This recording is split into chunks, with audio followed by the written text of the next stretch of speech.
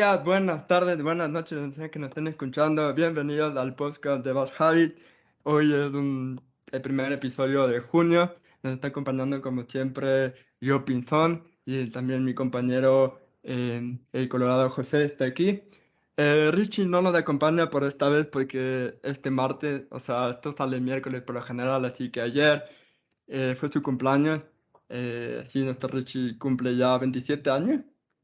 Están entrando en el club de los 27, así que todos pueden desearle en los comentarios feliz cumpleaños y que por favor no se vuelva como todas esas estrellas de rock que murieron a los 27 años.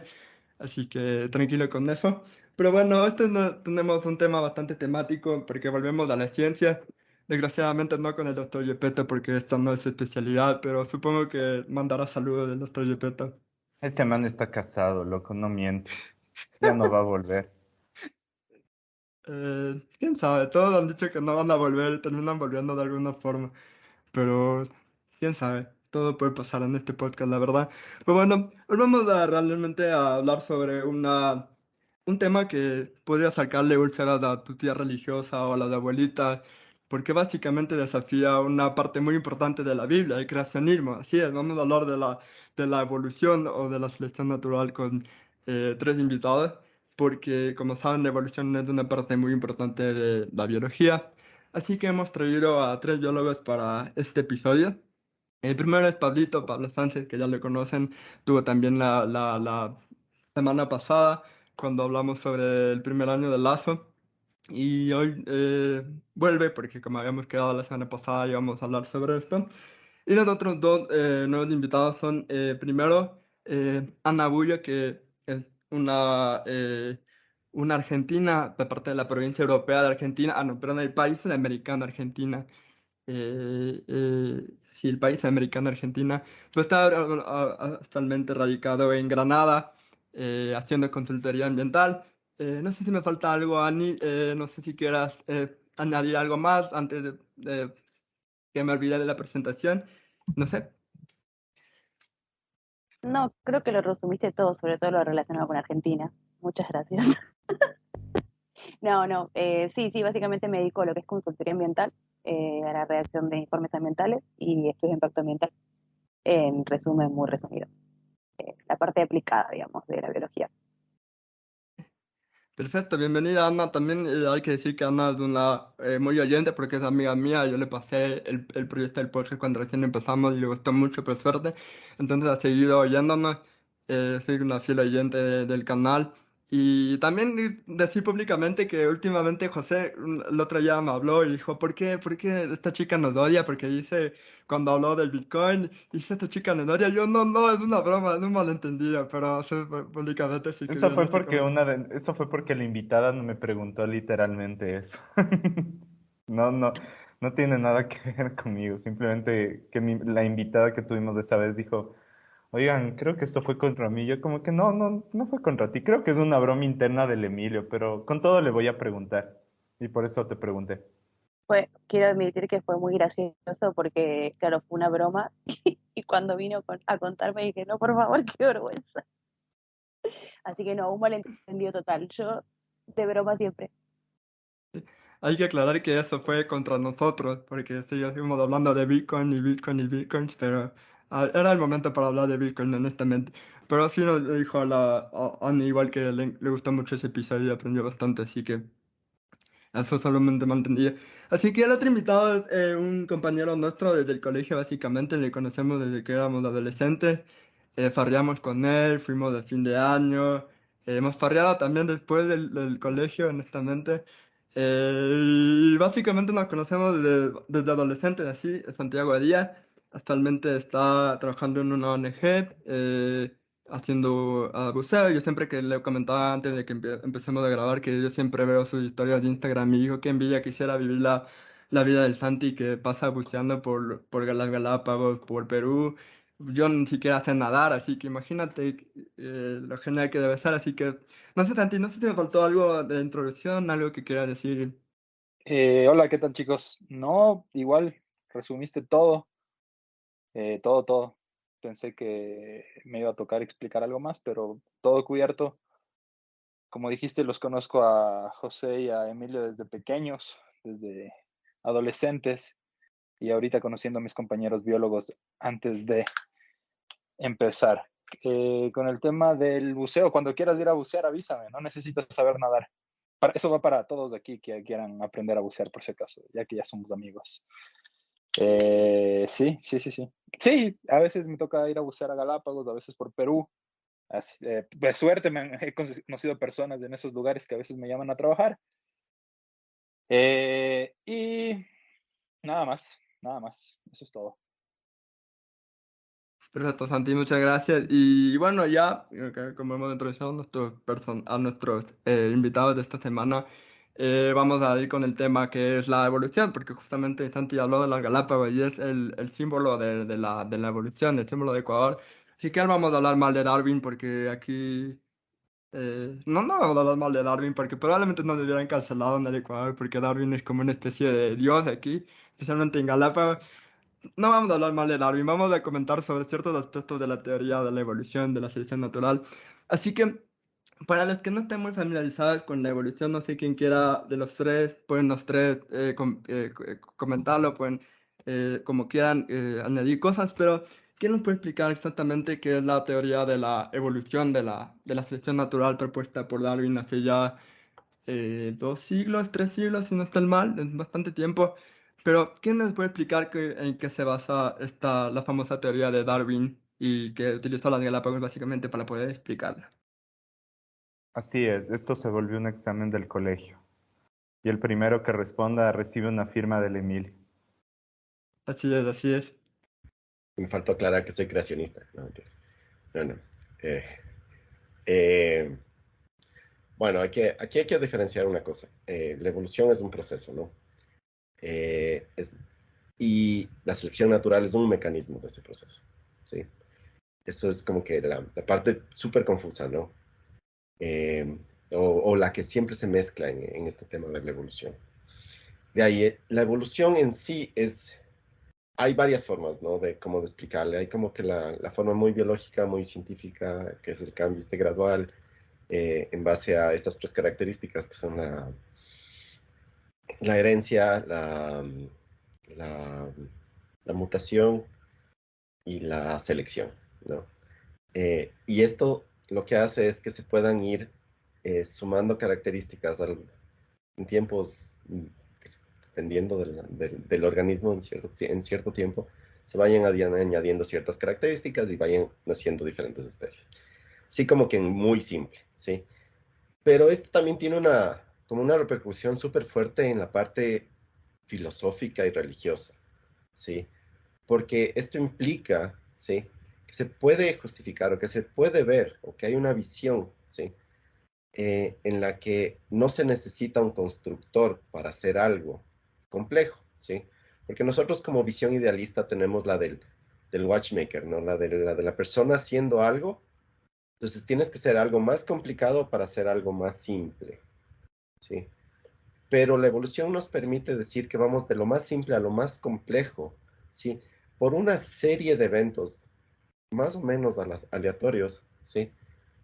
Que son, que se van sumando uno al anterior. Entonces, la característica del grupo anterior sí va sumando en complejidad y van habiendo ciertas cosas, ¿no? Como en bacterias o en plantas que se sospecha que hay, que por una simbiosis se creó una célula más complicada y se sigue complicando, ¿no? Y se sigue haciendo la vida más compleja, ¿no? Entonces, con este framework, con este marco de trabajo, ¿sí? Te permite ver cómo vas de lo más simple a lo más complicado y no necesitas algo súper complicado para construir algo muy simple, ¿no?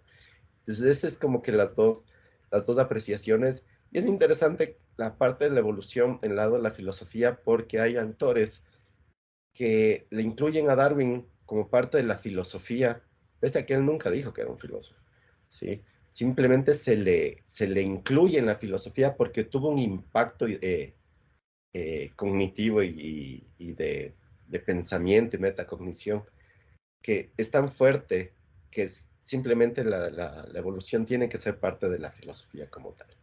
Si quieren añadir algo, si me equivoqué, por favor, corríjanme. No, yo quería agregar a lo que dijiste, que además está todo lo relacionado con, bueno, el azar, además de de la selección natural, juega un papel importante. Y es también este tema de dejar al azar ciertas cosas que uno cree que puede decidir y en realidad realmente uno no decide nada. Y también está todo lo relacionado con la parte de lo que es mutaciones, que el ambiente juega un factor muy importante, porque todos estos, digamos, todas estas mutaciones en un ambiente determinado pueden no significar nada, pero en otro tipo de ambiente pueden llegar a generar una presión de selección que genere, bueno, nada, que se termine sobreviviendo una especie y la otra no. Bueno, pero bueno, básicamente eso. Sí, yo quería añadir más o menos un poco el tema que dijo Ana por un par de temas que me pasó cuando José me dijo que si quería venir al podcast y me ha pasado con gente que no estudia biología en general, que hay muchos mitos o errores o misconcepciones sobre la evolución. Uno de esos, claro, ahora que explicamos el tema de la variabilidad de la variabilidad de la teoría, em, tal vez socapa uno de estos errores o misconcepciones que se tiene, que tal vez, y no digo que lo explicó mal, sino por la manera en la que lo explicó puede llegar a la confusión de que debe llegarse de algo simple a algo complejo. La evolución no tiene un final, la evolución camina a ciegas, paso a paso, y no necesariamente va de lo simple a lo complejo. Lo que está correcto la explicación de Pablo, por si acaso no estoy diciendo que lo explicó mal, pero la manera en la que se explica a veces hace pensar que, claro, debemos llegar a lo más complejo, a lo más fuerte, que fue más o menos un poco lo que me dijo José cuando hablamos de venir al podcast. ¿Por qué la supervivencia del más fuerte? Primero que en realidad es una mala traducción y sería la supervivencia del más apto por ese lado, y ni siquiera es la supervivencia del más apto, es la supervivencia del suficientemente apto. Eso dentro de los primeros mitos o misconcepciones de la evolución. Que sí, la supervivencia del más fuerte siempre nos hace pensar que el animal más fuerte o el organismo más fuerte o el individuo, que es el otro de los errores, más fuerte es el que gana la carrera o gana todo. Primer error y primera misconcepción que puede pasar, ¿no? La supervivencia del más fuerte. La segunda misconcepción o mito es que, de nuevo, que un organismo o la evolución pasa a nivel de organismo de individuo. En realidad la evolución pasa a nivel genético o de poblaciones. No es que un individuo va a evolucionar o a ganar ¿cómo se dice? Una característica que le permita ser mejor que los otros a lo largo de su vida, sino más bien las poblaciones se van adaptando, como dijo, basándose en los tres temas de variabilidad en la población, que sea hereditable y que haya selección natural o fricción, como decía Ana. Entonces, esos son los dos misconcepciones. ¿Y cuál es la tercera? Eh, ah, ustedes, esta es la pregunta que yo tenía para aclarar esto de las misconcepciones. ¿Qué piensan si es que un organismo o un individuo muere sin reproducirse? ¿Es evolucionariamente inútil o es evolucionariamente útil? Si es que un organismo o un individuo muere sin reproducirse.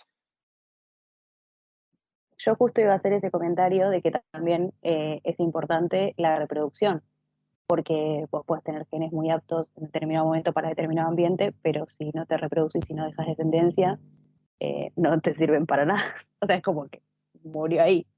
Exacto. Pero, ¿qué tal si es que es un comportamiento o un gen altruista el que te hace, no sé, sacrificar tu vida porque tus familia o tus familias o relativos, para mejorar su futura reproducción o mejorar su futura reproducción o supervivencia?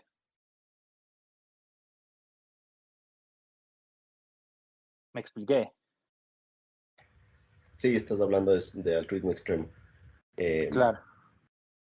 sí, yo creo que ahí debemos como que dar también el paso a hablar justamente, a declarar lo que es la parte de la selección natural, ¿no? Que es lo que estás hablando ahorita. En particular porque, sí, la reproducción es como que la medida que tenemos, ¿sí? Para la forma de selección. A final de cuentas, la selección es la transferencia genética. Eh, y aquí tenemos una particularidad adicional, y justo es un poco relacionada a la parte de altruismo, y es que siempre nosotros vemos que la selección es como que en la competencia de los individuos, ¿sí? Pero claro, hay en lugares extremos, ¿sí? El que sobrevive no es por competencia, no es por falta de recursos, es por sobrevivencia al clima. O sea, hay la teoría de la reina roja, ¿no? Ujú. Entonces tienes una visión adicional a la de la competencia, que también es un problema exagerado en la economía, ¿no? Sí. Entonces, claro, ¿por qué? ¿Y por qué un poco también aclaro esto? Porque la economía también tiene la parte de reputación en sus análisis, ¿sí?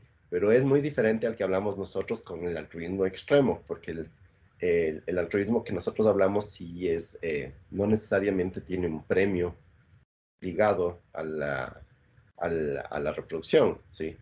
Es social o puede ser de algunas otras maneras. Entonces ahí hay como todo este espectro de que es competencia, no es competencia, y también hay la parte de altruismo y la parte de colaboración o de cooperación. Entonces, un poco para saber que hay el espectro completo y no estamos hablando de algo tan simple como decir, bueno, solo va a funcionar de esta manera, ¿sí? O la tendencia es que va a ir hacia este tipo de altruismo, ¿no? Entonces, claro, eh, tienes la teoría esta, bueno, la de niveles, ¿sí? En la que hablas justamente del altruismo dentro de los niveles y fuera de los niveles. Y tienes una tendencia hacia, hacia ese nivel. Pero a mí más me preocupó, ¿sí? Y tal vez una concepción, no sé si quieren de una vez sacarle este tema, porque a mí sí me estorba la parte del tema del darwinismo social, ¿sí? Sí quisiera ver tal vez de los que nos invitaron, de los anfitriones, que nos digan qué es lo que entienden por el darwinismo social. Y Todo hace tiempo. Vamos por órdenes porque justo iba a hacer una pregunta antes de pasar al darwinismo social. Pero primero decir cómo podemos diferenciar de la teoría de la evolución y de la selección natural. ¿En qué se diferencia una especie, por ejemplo, una especie de las tortugas de Galápagos con el ser humano? ¿Cómo se diferencian? Porque nosotros somos una especie totalmente diferente en el sentido de que nos hemos adaptado a otros cambios. Por ejemplo, eh, en los seres humanos, una persona con discapacidad sí podría adaptarse a todo eso. En cambio, en el reino animal no es tan posible, ¿no?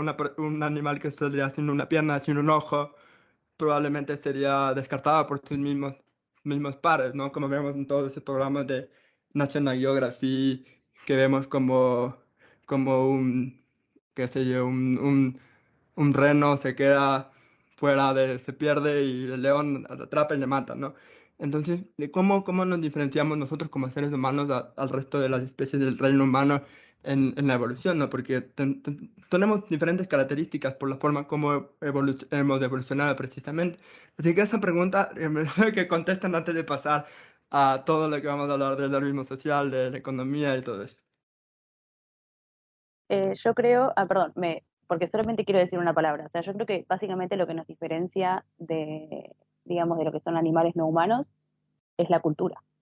Eh, o sea, todo lo que es relacionado con la cultura y todo el proceso, todo lo que es, bueno, lo que conlleva el lenguaje y bueno, y que también, digamos, nos estaríamos metiendo en lo que es evolución humana y ya es otro, otro tema que podríamos hablar muchísimo tiempo porque es una locura. Creo que sí, la cultura es una de los diferenciadores, si quieres. Eh, Habría varios diferenciadores y cada uno de esos diferenciadores tienen un diferentes escuelas de pensamiento que debaten del un lado o del otro, de la cultura, el lenguaje, el, el, cogni, el, cognitivismo, ¿cómo se dice? La cognición. Eh, los sentimientos, cada una de esas cosas, el sentir. Hay varias características, la inteligencia, etcétera, que varias escuelas de pensamiento te dicen que es lo que hace que los humanos sean diferentes que el resto de animales. Sin embargo, yo personalmente, yo argumentaría que ninguna de esas características en realidad nos diferencian totalmente del resto de organismos, porque de nuevo, no hay un gradiente de menos evolucionado a más evolucionado. Ese es otro de los errores que se tiene, creo yo. Y más bien es el que está más adaptado a su ambiente o adaptado a lo que necesita. Hay ejemplos, por ejemplo, ahorita se me ocurre uno de peces que viven en lugares donde hay sequías constantes. Entonces pasa que el lago gigante se hace chiquito y tienen que saltar de charco en charco para llegar a diferentes lugares del lago inicial que se reduce. Y, por ejemplo, ese es el tema de inteligencia. Ellos cómo miden, cómo hacen los cálculos geométricos, físicos de su salto de un lado al otro y realizan el salto físicamente para moverse entre charcos que ni siquiera ven o cómo verán, o ya ni siquiera me acuerdo exactamente. Entonces, ese es el nivel de inteligencia de ellos que les sirve a ellos. A nosotros nos sirve otro nivel de inteligencia, a los cuervos les servirá otro nivel de inteligencia o de racionamiento entonces, de nuevo, es el más adaptado y nosotros nos hemos adaptado más al ambiente que nosotros mismos hemos creado. Entonces, por ahí pondría yo que es la diferencia, que nos hemos adaptado al ambiente que nosotros mismos hemos creado. Verás, ahí me va a entrar el teólogo que llevo dentro.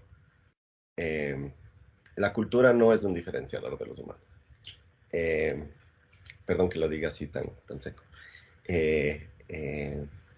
Porque sí hay en otros animales. Primero, el cuidado de los adultos o de los mayores y de los heridos, sí hay en otras especies. ¿Sí? Se ha visto en delfines, se ha visto en casi todos los primates. Hay respetos, hay jerarquías. Hay un chévere libro que se llama Política en chimpancés, que les recomiendo, de Franz de Waal. ¿Sí? Y ahí te das cuenta que más bien la política de los chimpancés es un poco más avanzada y más sincera en todo Vamos, caso. tampoco es tan difícil superarnos, creo yo. No, Sincera es la palabra. pero para que veas que, o sea, para que veas que la cultura no es tanto. Ahorita la definición de civilización está más por el registro, por la capacidad de registrar tu historia, ¿sí? Que requiere habilidades, requiere lenguaje y requiere algunas cosas. Pero la parte cultural es súper chévere porque vos tienes el caso de los magpies que tienen, creo que son esos los australianos, los que reconocen caras y se cuentan entre ellos las caras de la gente mala, ¿sí? Y puedes tener generaciones de pájaros persiguiendo a gente porque saben que esa cara es de una persona mala. Eh, y claro, se han puesto máscaras, se han puesto pruebas. Hay estos loritos en Nueva Zelanda que comienzan a poner conos frente a los túneles para que la gente frene y les dé comida. O sea, en realidad la inteligencia animal me sorprende qué tan animales son los hombres, más bien, o los humanos. Porque se ha notado que o sea, el avance, vos tienes así como medidas de cognición, ¿no es cierto? Entonces, el primero es la de reconocerte a ti mismo. Y antes se creía que el humano es el único que puede reconocerse a sí mismo. Y ya comenzaste a hacer pruebas y los chimpancés, los gorilas ya se reconocen ellos mismos por las marcas en la, las marcas que les ponen en las orejas o les pintan la cara, cosas así. Entonces, bueno, dijimos, no, tenemos que sobresalir en algo más. Y de ahí está la teoría de mente. Y claro, la teoría de mente es como que una teoría nueva para la humanidad en general, ¿no? Y que es saber que la otra persona está pensando algo diferente que tú, ¿sí? Y si ustedes se dan media vuelta por el Facebook, se dan cuenta que ni el 10% de la humanidad entiende lo que es la teoría de mente, ¿sí? Y esta característica se tiene ya detectada en cuervos, ¿sí? Sí, detectada creo que en chimpancés, ¿sí? Entonces, en bonobos, obviamente, que son más civilizados que nosotros, ¿sí? Entonces, por ese lado, tampoco es. Y de ahí tienes la otra, que era la cooperación, ¿no? Esta capacidad de coordinarnos. Y claro, los experimentos de Franz de Waal dicen que hay en caninos, que hay esto de actuar independientemente para colaborar con otro individuo para el bien común, ¿sí? Incluso sin beneficio, eh, existen otros animales. Entonces, tampoco es un diferenciador. Entonces, tampoco, o sea, siempre desde nosotros, desde los biólogos, lo que siempre nos sorprendemos es que hay expresiones como las que dice Emilio. ¿Por qué somos tan diferentes? O una especie tan diferente como la humana. Y para nosotros, por lo menos, si lees los libros o los tratados que escribió el que falleció, E.O. Wilson, tanto en su libro de sociobiología como en sus libros creo que es bueno, el de Conciliencia, o si quieres leer Novak por el lado de supercooperadores, en realidad no somos o sea, tenemos una pequeña diferencia que sí nos marca como especie diferente, obviamente, pero no es que de pronto desapareció ¿cómo se llama? El, el último eslabón, y qué bestia, los humanos somos totalmente diferentes al resto de la vida en la Tierra. No, o sea, en general, todos los procesos que nosotros tenemos pueden ser descritos directamente, evolutivamente y de forma hereditaria o de un proceso que viene de atrás, ¿no? De la historia natural de los animales. Entonces eso quería poner por el lado de cultura. Y me parece que... Ah, no, dale, José. Yo solo quería decir que el Santi tiró a la basura toda la creencia de evolución de Pokémon y Digimon al decir que no era como escalas como nos lo pintaban en esos animes. Así que F por los otakus del día de hoy. Eh, Hay un punto, y más bien les quiero preguntar, porque ahí Santiago mencionó lo que me pareció medio interesante y creo que hay ejemplos igual en la naturaleza de cómo eh, un ser vivo trata de adaptar su entorno también para el beneficio propio. Pero ¿realmente hay algún ser que tal vez ha llegado en ese sentido tan lejos como nosotros, o sea, en su intento de manipular su entorno? Y también viene a otra pregunta poco más filosófica, la conciencia de existir, aunque este ya es más complicado y creo que no tiene una respuesta lógica tampoco, o sea, la idea de buscar el por qué existimos y todo ese proceso de retroceder a entender la vida, a entender justamente este tema de la evolución, tema de las especies. ¿Hay algún otro ser que ha tenido este proceso o se reconoce tal vez algún otro animal que tal vez... y por último, entonces, ¿por qué al ser humano le interesó esta pregunta? Solo rápidamente, antes de que Pablo responda, porque creo que primero alzó la mano. Eh, no sé si que la pregunta de por qué existimos es porque un maldito pez dijo, ah, mira, la Tierra está chévere, vayamos para allá. Ahí se cagó todo José, la verdad, personalmente para mí. Pero ahí sí pueden responder la pregunta de José. No quiero, verán, voy a soltar algo y nada más. Hay un éxito previo en la historia de la Tierra en el que destruyó y generó una gran extinción, ¿sí? No por pensar en tonteras, sino simplemente por existir. No es planeado estas cosas. Sí, creo que es lo que estamos haciendo nosotros como humanos en la Tierra. Simplemente estamos proliferando y vamos a llegar a una gran extinción. Me parece que fue en el Cámbrico cuando entran los organismos fotosintéticos a dominar. Llenan tanto de oxígeno a la Tierra, a la atmósfera, que matan a todo lo demás.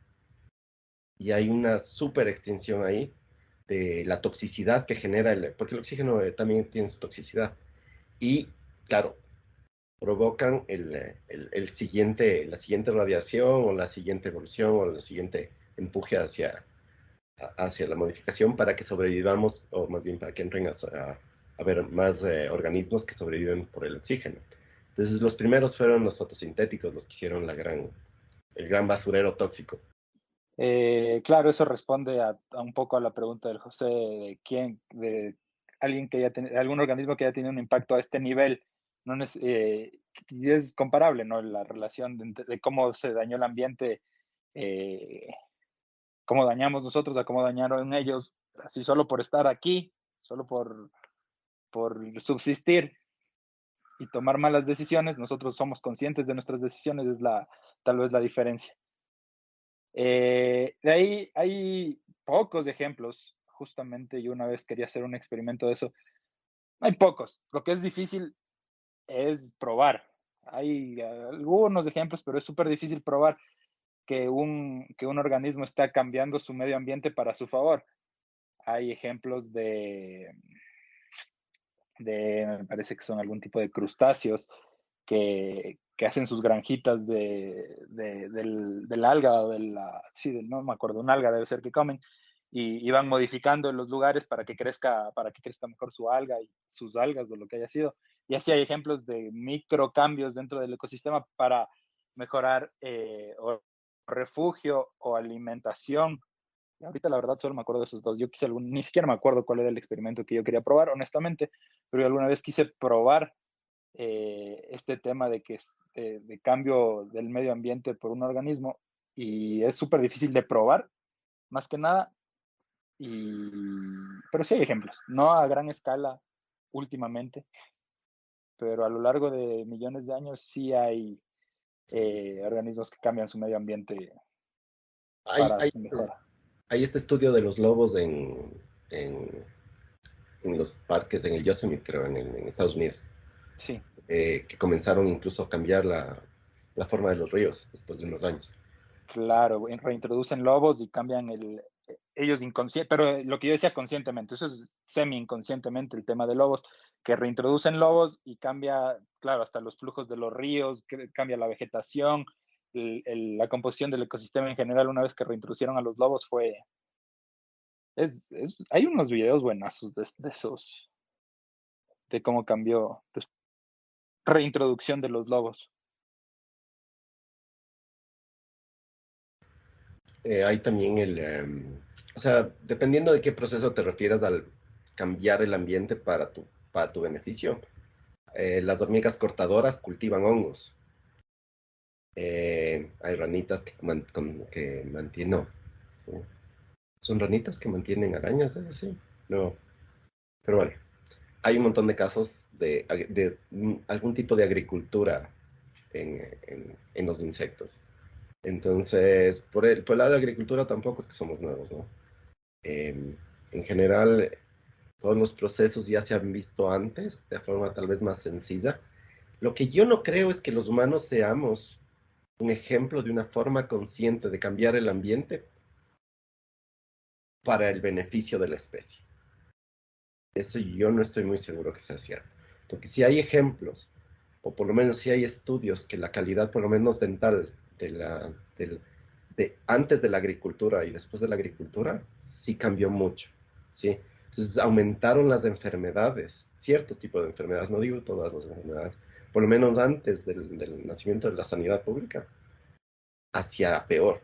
Entonces, no sé si hay en sí un cambio o un mejoramiento del ambiente para la especie, ¿sí? Yo sí creo que solo estamos reproduciéndonos y haciéndonos lo que sea para sobrevivir, y eso resulta en un cambio excesivo del ambiente. No creo que sea de darnos el nivel cognitivo que están insinuando ahí, para decir que somos así de racionales. No, sí, yo iba a comentar con lo que dijo Pablo, que me hizo acordar también de que, digamos, cuando el humano pasó a ser gregario, también eso conllevó un montón digamos, dificultades, o sea, no dificultades, digamos, al uno volverse gregario, como que también empiezan a salir muchos problemas que siendo, digamos, más físicos antes no pasaban. Entonces todo lo que es enfermedades empieza a aparecer y nada, son complicaciones que antes no se tenían. Perfecto. Ya que hemos aclarado todos estos temas, ahora sí podemos hablar del darwinismo social y sobre cómo podemos aplicar todo esto a las ciencias sociales, ¿no? Pero Pablito nos pidió que expliquemos qué entendemos nosotros por darwinismo social, así que no sé si José quiere ir primero o voy yo primero, pero como estoy hablando, es más lógico que vaya yo primero. Básicamente me tocó leer porque yo, siendo honesto, en el colegio era súper malo para la biología, porque no tenía buenos profesores y creo que el Santi puede atestiguarlo. No, este último año de colegio fue un desastre, tal vez algún día hemos de contar qué pasó en ese último año de colegio. Pero bueno, entonces básicamente el darwinismo social de lo que leí es una teoría eh, hecha por Herbert Spencer a finales de los años 1800, en el que decía que básicamente quería decir que usando todas las teorías de Darwin, las personas con más riqueza, con más poder, son los más fuertes y los demás son más débiles. Entonces, básicamente para justificar todo, porque recordemos que en esas épocas empezó la revolución industrial. Entonces, todas estas élites iban acumulando mucho más poder y mucho más riqueza, y ellos, básicamente para justificarse, dijeron, nosotros somos más ricos porque somos más fuertes y los pobres son más débiles porque no tienen riqueza, básicamente.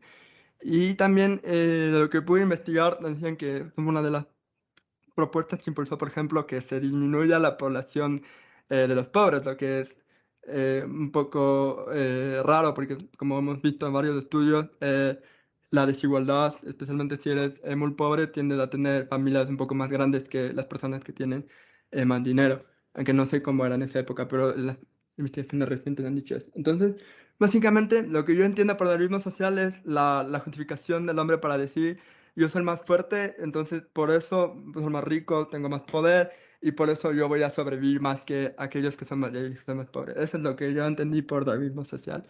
Em, no sé, José, también, José, si tú quieras añadir algo más. Pero por supuesto, o sea, más o menos lo que tú dijiste, creo que es la misma percepción. Yo lo resumiría en lo que muchas veces un libertario promedio dice, pero principalmente odio traer este nombre acá, pero si hay alguien que a veces hace esas comparativas entre el ser humano y la naturaleza, ese es Jordan Peterson. Creo que, o sea, es lo más caricaturizado que puedo llegar a ver del darwinismo social, desde mi punto de vista. O sea, es ya como que llevar al extremo de la caricatura la aplicación de los comportamientos naturales al entorno de una sociedad. Entonces, no sé, creo que eso pudiera ser mi entendimiento. Eh, no sé si, o sea, no sé si le tocaría incluir, porque creo que este tema del darwinismo social tal vez puede caer entre, o sea, no sé, ya van a hablar los biólogos de su opinión, pero este tema del darwinismo social puede caer en un pseudo terraplanismo prácticamente, en el cual hay una corriente de pensamiento que, no sé, comienza a justificar algunas cosas, por ejemplo, lo que decía el Emilio, la competencia, un capitalismo, por así decirlo, mucho más caníbal, que no haya cooperación por sobre el resto de mecanismos que puede tener una sociedad desde el punto de vista de políticas y de cómo se estructura, es básicamente como buscar una excusa. Entonces, yo sí lo vería como algo muy cercano a este tipo de movimientos terraplanistas que buscan agarrarse de cualquier estivo, cualquier evidencia pseudocientífica para argumentar algo, o sea, para poder proliferar una idea que puede terminar siendo, a mi criterio, un poco dañina. Y entonces decía básicamente la pregunta sería eso, podemos aplicar todas las teorías de Darwin de la evolución, porque lo hay que recordar que no solo Darwin hablaba mucho de la evolución, han habido muchos biólogos científicos que han hablado de la evolución. Entonces, podemos realmente hablar, aplicarlo a lo social, a la historia social, a la sociedad. Esto que es más bien un concepto biológico, ¿no? Que responde más a otros recursos, no tanto a lo social. Entonces, ¿se puede o ya es solo una falacia que intentemos aplicar el darwinismo en lo social? ¿Quieren que hable? Eh, Creo que la pregunta es súper fuerte la que hace Emilio al final, si lo podemos aplicar en general. Eh, yo no, eh, principalmente porque no puedes hacerlo así y no estamos hablando ya de darwinismo, ¿sí? Eh, sí se le ha ajustado al darwinismo de varias maneras, principalmente porque él no sabía de genética. Entonces tienes ahora ya gente que tiene modelos matemáticos, como Martin Novak, sí, que tiene los juegos evolutivos, que son toda la medicina, todo lo que está ahorita pasando en biotecnología, es gracias a esto. Perdón, muy silencio.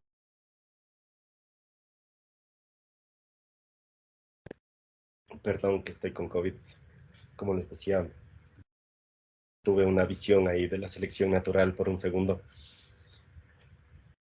Entonces, sí ha cambiado. Entonces no podemos hablar del darwinismo de 1800, ¿no? Eh, la otra cosa es que el socialdarwinismo no se tiene claro si fue un hombre, más bien, era una crítica a Spencer, ¿sí? Que es más economista que biólogo, ¿sí? Y él es el que comienza, porque creo que es una representación del libertario moderno, además, ¿sí? En la que él habla de esto, ¿no? Y comienza a generar esto de la sobrevivencia, el más fuerte y todos estos temas. Perdón. Voy a ceder la palabra porque no voy a poder hablar. Sí, yo también de acuerdo con lo que decía Pablo, fue esta corriente de Spencer quien fue el que eh, eh, salió con el tema de la supervivencia del más fuerte. Y creo que una de las palabras claves ahí fue la que usaste tú, Emilio, que es una justificación para, para un modelo que ellos querían imponer o que a ellos les parecía justo. Entonces, no me parece que que se podría aplicar a mí personalmente. Primero porque, como decía, eh, mm, a pesar de que el darwinismo haya cambiado mucho por el tema de que se descubrió la genética y todo, el punto de Darwin no era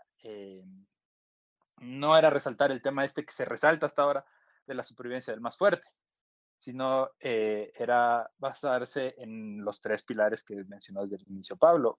El, la variabilidad en la población, la heredabilidad y que haya una presión que seleccione que esta característica heredable sea favorecida o no sea favorecida en el ambiente. Entonces, si quisieras aplicar eso al tema social o económico, claro, no puedes decir, ya, yo tengo más dinero o yo soy más fuerte porque tengo más dinero. Eso no es una característica heredable, entonces no, en todo el sentido de la palabra, no se podría aplicar desde ahí hasta que, como decía Pablo, fue más por el tema de Spencer, que iba promoviendo estas ideas para, de nuevo, justificar la inacción. Lo que decía Emilio también, que así querían justificar no hacer programas para los pobres, porque decían, los pobres no son débiles, entonces deben desaparecer. Y es más, desde ahí pasan a temas de que hay razas mejores y por eso las razas inferiores deben desaparecer. Y le da paso a a como poner este gradiente de evolución de que hay mejores razas o mejor gente con más dinero y los pobres o los de razas inferiores no sirven y deben desaparecer de la población. Entonces, adaptar la teoría de evolución al tema social resulta en esto. Y hasta en el tema de que si hubiese mejores razas, es una idiotez coger una sola raza y decir esta es la mejor y es la que debe existir porque reduces la variabilidad, que es una de las esencias de la evolución. Te quedas con una sola, sin variación, y caes ¿cómo se llama? En inbreeding, en cosas que ya le pierden todo el sentido al darwinismo o al sentido de la evolución. O sea, todo va desencadenando, a mi opinión, basado, no se basa en fundamentos lógicos de la verdadera teoría y desencadena en cosas que contradicen a la teoría. Y, y algo más quería decir, pero ya me olvidé. Bueno, sigo yo mientras entonces. No, yo de hecho quería aclarar que Spencer era más lamarquiano que darwinista. Eh, y, y nada, básicamente es Spencer no tomando la esencia de lo que es la teoría de la evolución en sí misma, sino simplemente agarrando la fraseología para poder justificar su pensamiento. Y digamos, a nivel científico, uno generalmente en todo lo que es, cuando uno quiere hacer un experimento, uno plantea su hipótesis, genera un experimento y concluye si su hipótesis es correcta o negativa. En este caso, lo que hacía era, o sea, justificar su pensamiento o sea, es como que se justificaba directamente y no seguía todo este proceso deductivo. Entonces, básicamente es eso, y no solamente, o sea, todo lo que era a nivel de razas, a nivel de, bueno, a nivel de, digamos, ricos y pobres, y sobre todo con las mujeres, porque con las mujeres también había un temita, pero también hay que tener en cuenta en el contexto en el que está, ¿no? En el contexto en lo que era, digamos, era un momento en el, por ejemplo, lo que era la craniometría, era muy aceptada a nivel científico, y también la antropometría. Entonces surgió digamos, en un contexto que era relativamente normal que surgiera algo parecido, porque, digamos, se estaban midiendo los cráneos, digamos, lo que era la curvatura craneal para saber si efectivamente un blanco, porque tenía el cráneo más grande, era más inteligente que una persona negra, por ejemplo. Entonces, es como que está todo interrelacionado, ¿no? Solamente verla, digamos, cuándo surgió el darwinismo social y lo que conllevaba, lo que tenía atrás. Entonces, básicamente, ¿por qué el ser humano ha tomado ese de el que se adapta, o sea, el que mejor se adapta del más fuerte para, por ejemplo, eh, eh, porque ha tomado esa posición como para, por ejemplo, hacer cosas como, qué sé yo, capaz hasta me estoy equivocando, pero cosas para justificar como cosas como el holocausto, o hasta cierto punto diría yo la típica mentalidad de tiburón de todos estos cripto bros de que si yo no duermo voy a poder hacer esto, ¿no? ¿Por qué hemos tomado esa mentalidad de que, o sea, lo hemos tomado demasiado a pecho de que el que se adapta, el que se adapta a entornos súper fuertes, súper competitivos, es el más fuerte, cuando ustedes lo han dicho claramente que no es así?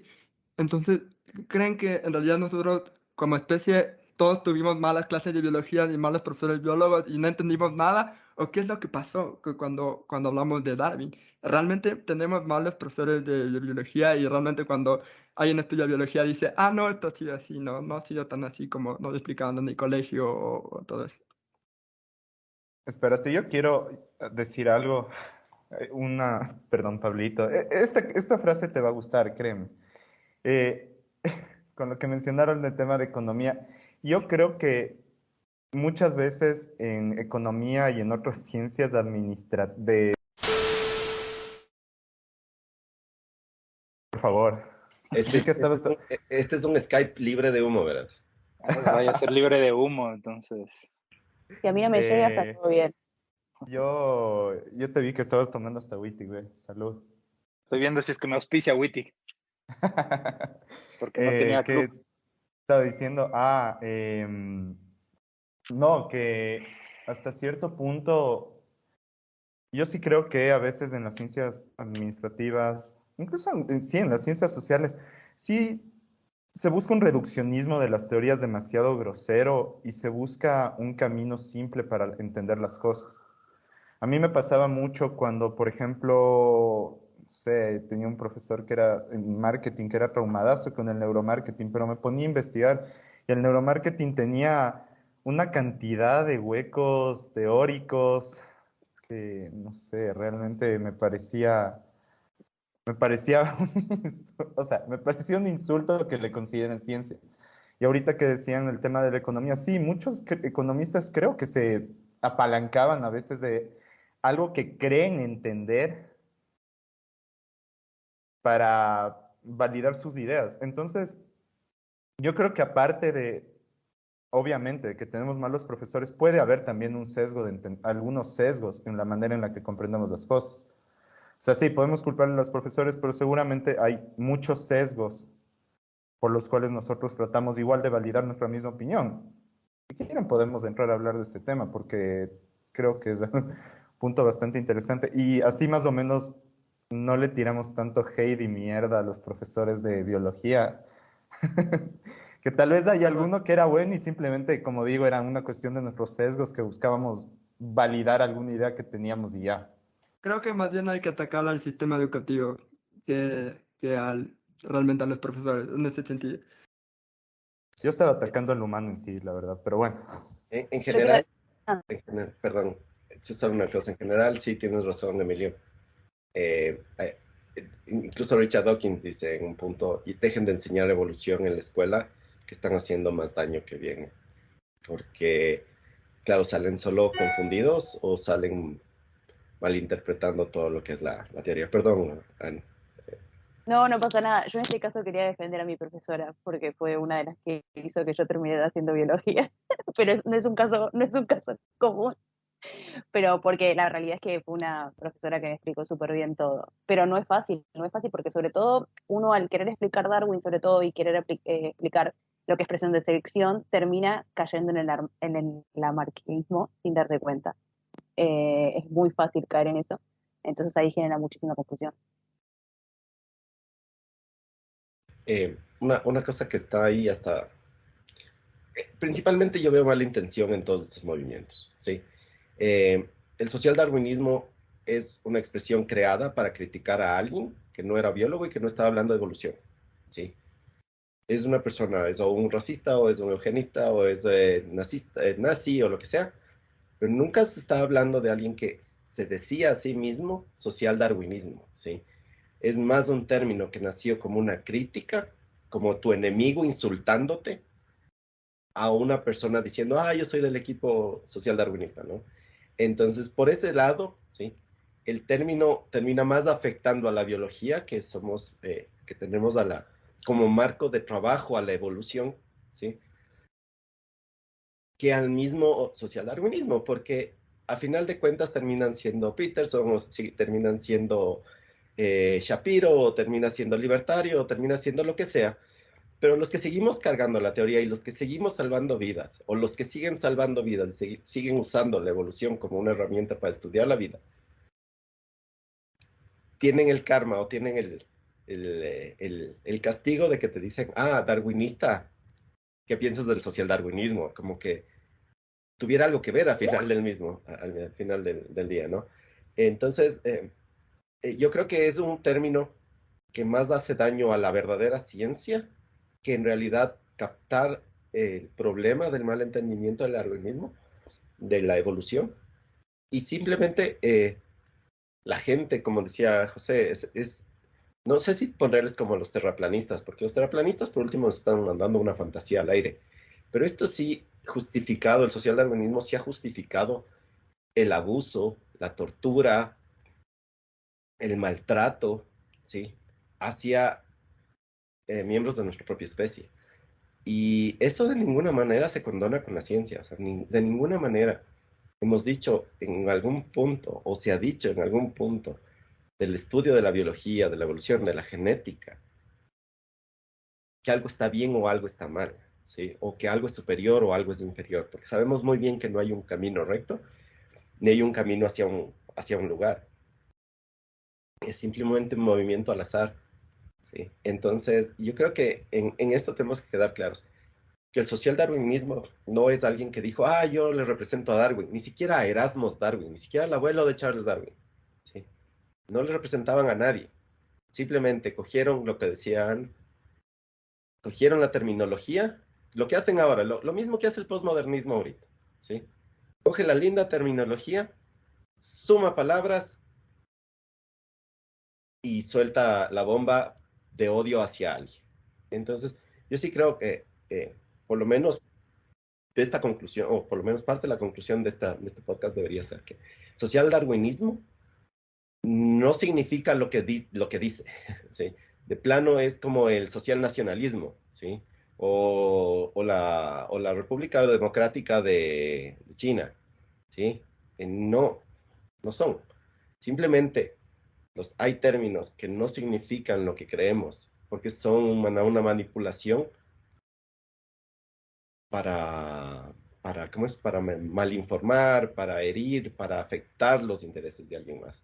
Entonces, yo sí quisiera que quede como conclusión esa parte del social darwinismo. Y sí, podemos pasar al resto de ciencias sociales, pero quería como que quedar en este punto. Ahí como para añadirle algo que yo quería mencionar desde el inicio, y la verdad se me pasó, fue la base de su pregunta. ¿Por qué hacemos las cosas o por qué nos tomamos de esto?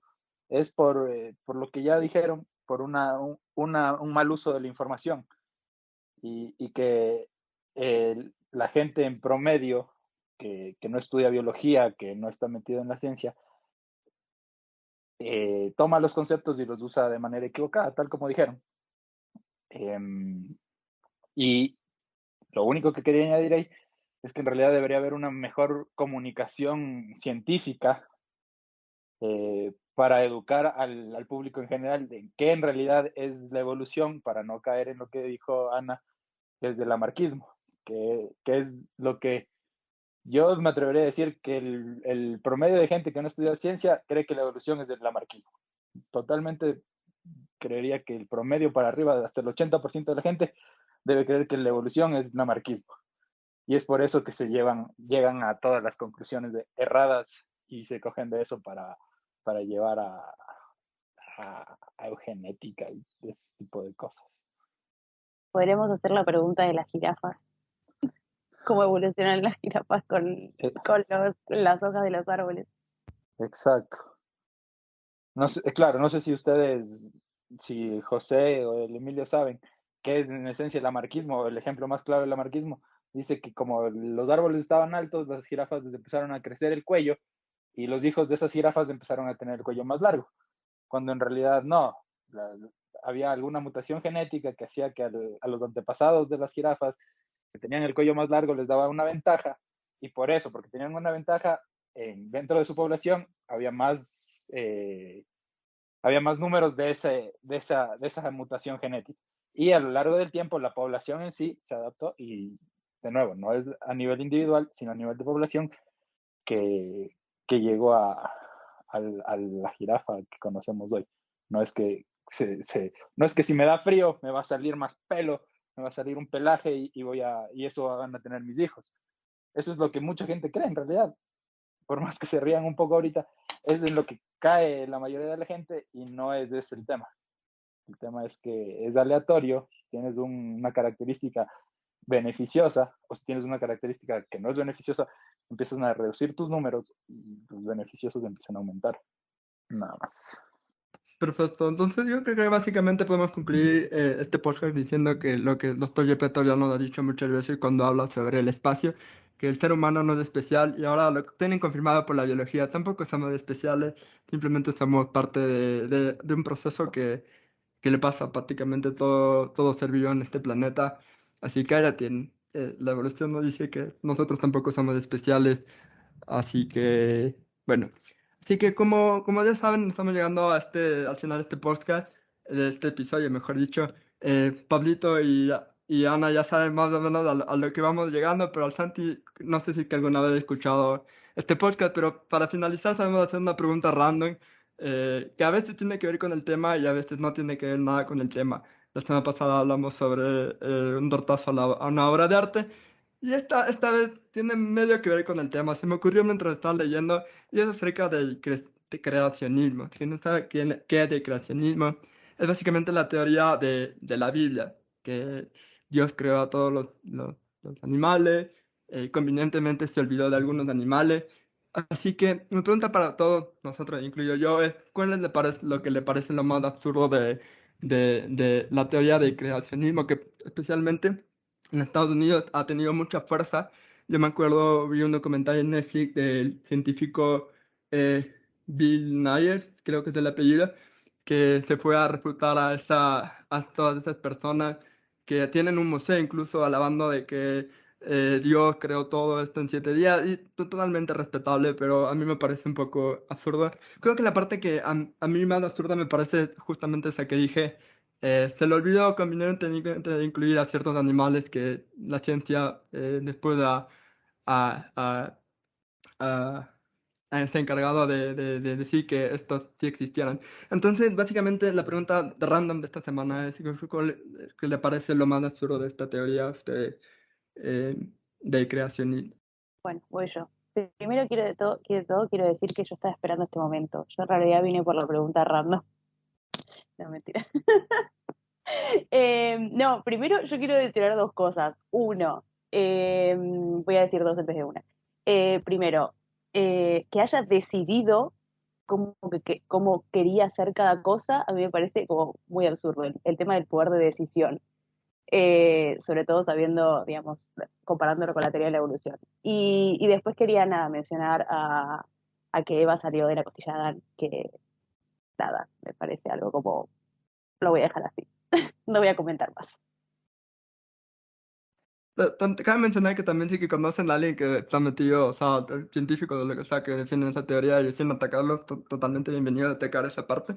O si simplemente quieren atacar a ciertas personas que creen en esto, son totalmente libres, aquí hay libertad de expresión, así que tampoco tanta libertad de expresión, no sean como yo que el otro día estuvo muy enojada a Pollux, pero ya saben.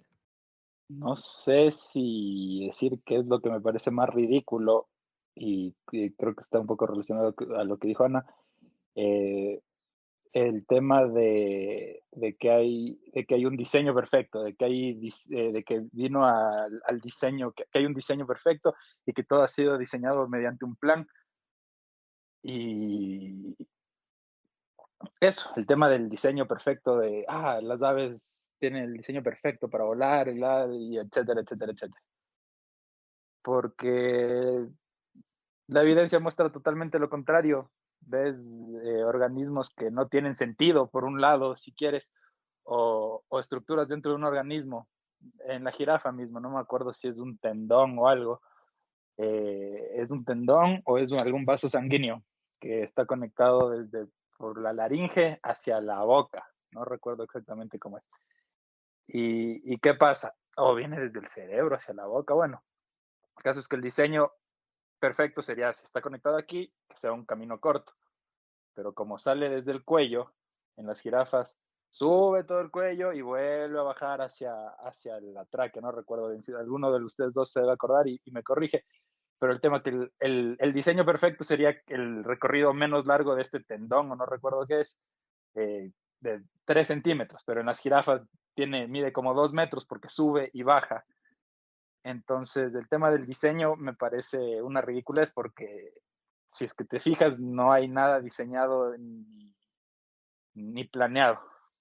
Yo diré simplemente que, si mal no recuerdo, había un orden medio raro de cómo se creaban las cosas y es como que el día y la noche era el primer día, la redundancia, pero no se creaba el sol.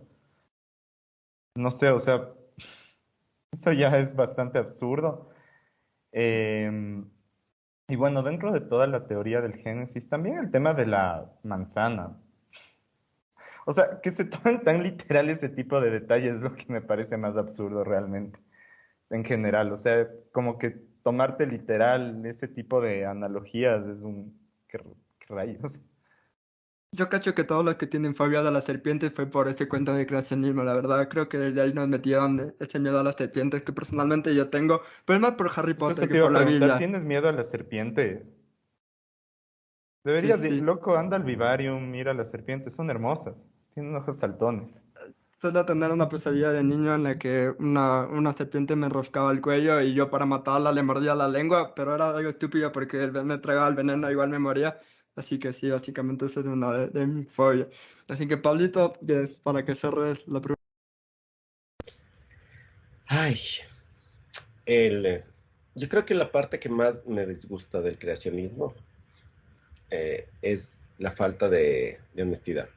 ¿Sí?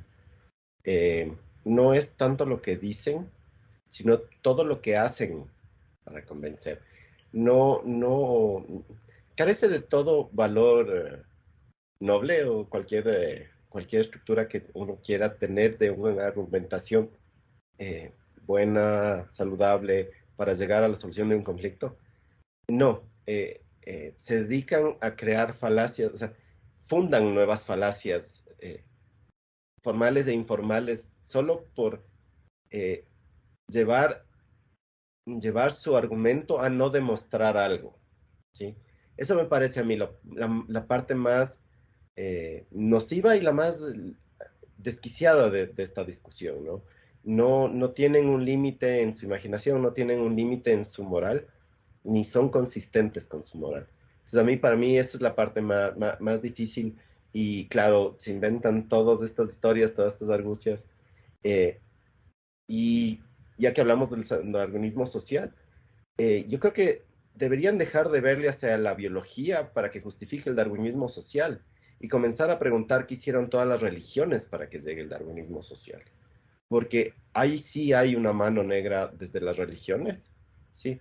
Para justificar desde el lado del diseño inteligente que llaman ellos, ¿sí? La superioridad de ciertas razas. Entonces, para mí, preguntarnos a los biólogos sobre el darwinismo social debería dejar de ser una pregunta y más bien debería comenzar a ser, a ver, usted pastor católico, usted evangélico, ¿qué opina del darwinismo social que ustedes fundaron en su momento, ¿no? Entonces, con esa pregunta polémica dejo yo el podcast. Yo ya sé que no me gusta, que otra cosa no me gusta. Así súper simple y sencilla. Eh, no me gusta que se pone la fe sobre la razón, básicamente. Que creo que medio resume un poco de lo que estaban comentando.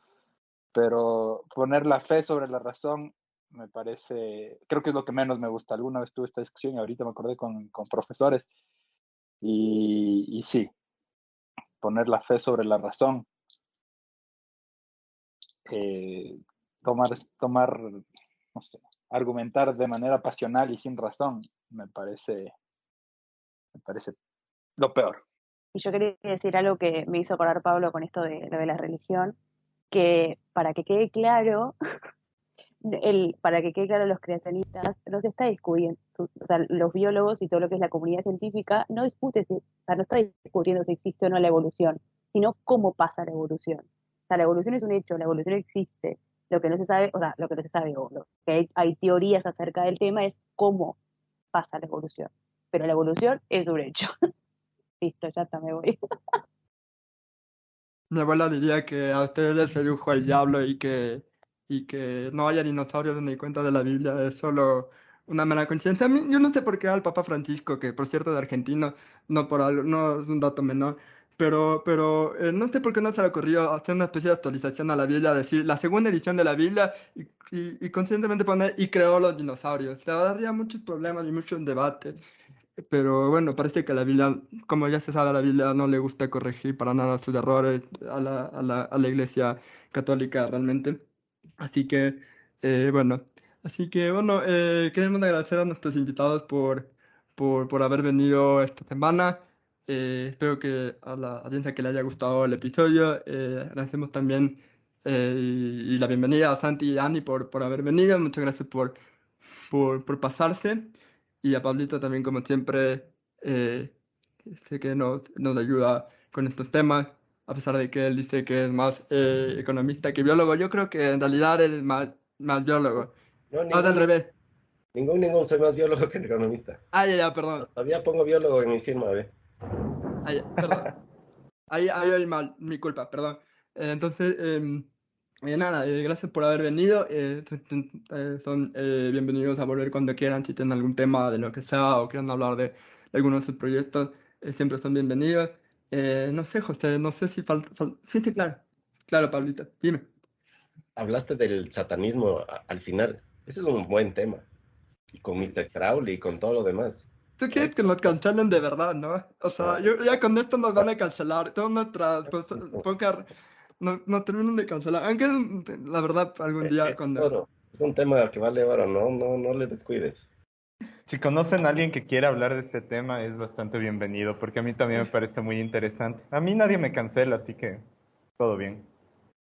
Claro, porque el único que se digna a tomar declaraciones honestas soy yo con la Coca-Cola y demás cosas, porque ni tú y el Ricky se mojan. Bueno, el Ricky un poquito, pero Honestas, honestas. eso se va a cortar, así que no sabrán de qué se trató esta última parte.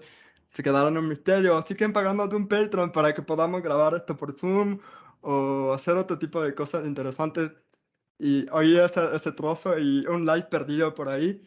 que no sé si algún día se encontrará, pero bueno. Nada, la próxima semana realmente creo que nos toca Colombia o el debate. Nuestro, entre comillas, coordinador de invitados o de calendarios, no sé. Tú dime tiene- qué quieres, Colombia o el debate, o ambos. No mentir. Confirmaré, hijo de pu... Se está cayendo el cielo acá, perdón. Fue solo una reacción, un rayo que cayó literalmente enfrente de mí. Qué susto. Dios está enojado contigo por desafiarle con Oye, este sí, pues. se cabreó en serio. Castigo divino es de eso. Por querer hablar de Sí, satanismo. Sí, Ya, Sí, literalmente el que me quiere cancelar es Diosito ahorita. ya mismo va a salir el primer jinete del apocalipsis a hablar. Pero bueno, no, creo que realmente en realidad va a depender de los invitados. No sé si que quiero Colombia debate, pero va a depender de los invitados en realidad. Así que estén pendientes. Y nada más, nuevamente muchas gracias a Dani, Pablo y a Santi. Y nos vemos la próxima semana.